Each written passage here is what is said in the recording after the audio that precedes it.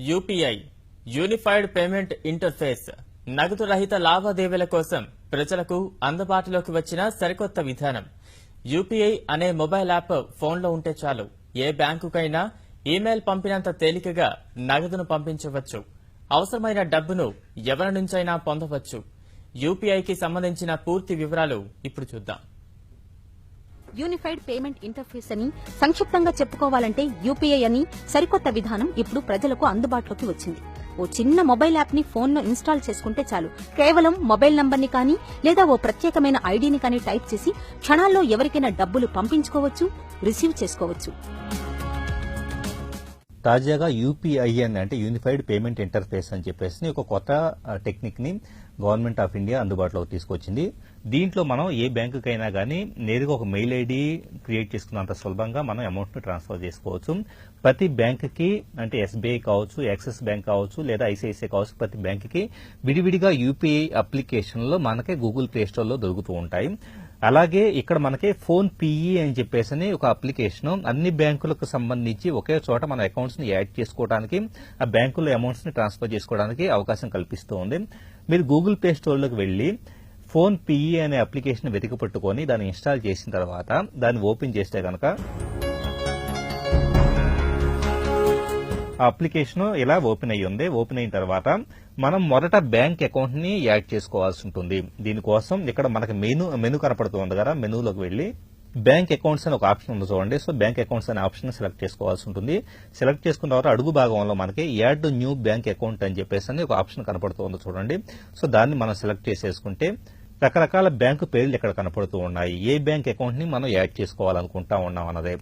మనం ఒక కొత్త అకౌంట్ ని క్రియేట్ చేసుకున్నప్పుడు మన ఫోన్ లో అంటే ఒక ఫోన్ నెంబర్ తో రిజిస్టర్ చేసుకుంటాం కాబట్టి ఇప్పుడు మనం వాడుతున్న ఫోన్ లో ఏ మొబైల్ నెంబర్ ఉందో ఆ mobile number registered mobile number గా ఉన్న బ్యాంక్ అకౌంట్ ని ఇప్పుడు మనం యాడ్ చేసుకోవాలి. ఇప్పుడు ఫర్ ఎగ్జాంపుల్ ఈ ఫోన్ లో ఉన్న సిమ్ కి యాక్సిస్ బ్యాంక్ అనేది రిజిస్టర్డ్ మొబైల్ నెంబర్ గా ఉంది కాబట్టి యాక్సిస్ బ్యాంక్ లో ఉన్న నా అకౌంట్ ని నేను యాడ్ చేస్తూ ఉన్నాను. ఫెచింగ్ యువర్ బ్యాంక్ అకౌంట్ అని చెప్పేసి ఆటోమేటిక్ గా మనం ఏమీ ఎంటర్ చేయాల్సిన పని లేకుండానే బ్యాంక్ అకౌంట్ అనేది యాడ్ అయిపోయింది. అలాగే దానికి సంబంధించిన ఒక ఎస్ఎంఎస్ కూడా వచ్చేసింది చూడండి.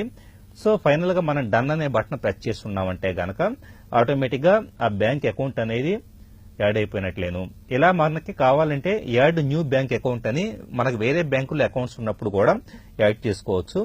ఇప్పుడు ఫర్ ఎగ్జాంపుల్ మనకి ఎస్బీఐ కావచ్చు వేరే బ్యాంకులో ఉన్నప్పుడు దాన్ని మనం సెలెక్ట్ చేసేసుకుంటే ఇలా మల్టిపుల్ బ్యాంక్ అకౌంట్స్ ఉన్నప్పుడు దీంట్లో ఒకసారి మనం యాడ్ చేసుకోవాల్సి ఉంటుంది. ఒకసారి యాడ్ చేసుకున్న తర్వాత ఏ అకౌంట్ కైనా సులభంగా మనం డబ్బుల్ని వేరే వాళ్ళకి ట్రాన్స్ఫర్ చేయొచ్చు. అది ఎలాగో ఇప్పుడు చూద్దాం.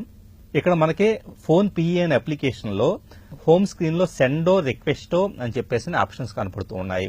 సెండ్ అంటే గనక మనం ఎవరికన్నా గానీ వేరే వాళ్ళకి అమౌంట్ ట్రాన్స్ఫర్ చేయాలంటే గనక సెండ్ అనే ఆప్షన్ ఉపయోగపడుతుంది. సో ఈ బటన్ మనం ప్రెస్ చేస్తే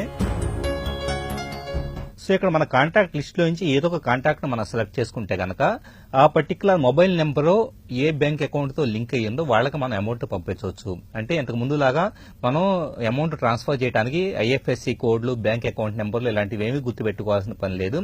మన ఎవరికి పంపించాలనుకుంటున్నాం వాళ్ళ కాంటాక్ట్ ఫోన్ నెంబర్ తెలిస్తే సరిపోతుంది, ఆటోమేటిక్ గా పంపించుకోవచ్చు. ఇలా కాంటాక్ట్ ని సెలెక్ట్ చేసేసుకుని ఈజీగా అమౌంట్ ని పంపించవచ్చు. అలాగే రిక్వెస్ట్ అని చెప్పేసి ఇంకొక ఆప్షన్ ఉంది చూడండి. వేరే వాళ్ళు మనకు డబ్బులు ఇవ్వాల్సి ఉన్నా గానీ లేదా వాళ్ళని అడగాలన్నా గానీ రిక్వెస్ట్ అనే ఆప్షన్ మనం సెలెక్ట్ చేసుకుంటే ఇంతకు ముందు మాదిరిగానే మనకి కాంటాక్ట్స్ లిస్ట్ వస్తుంది.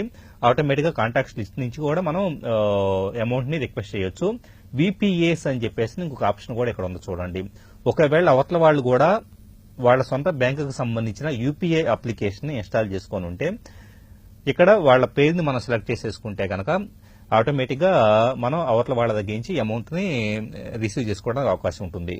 యూపీఐ అనే టెక్నిక్ ద్వారా ఓన్లీ డబ్బులు పంపించుకోవడం, రిసీవ్ చేసుకోవడం అనే కాకుండా మొబైల్ రీఛార్జీలు చేసుకోవడానికి, అలాగే డేటా కార్డు రీఛార్జీలు చేసుకోవడానికి, డిటిహెచ్ కావచ్చు, బ్రాడ్బ్యాండ్ కనెక్షన్, ఎలక్ట్రిసిటీ బిల్స్, ఇలా అన్ని రకాల బిల్స్ ని మనం పే చేయొచ్చు.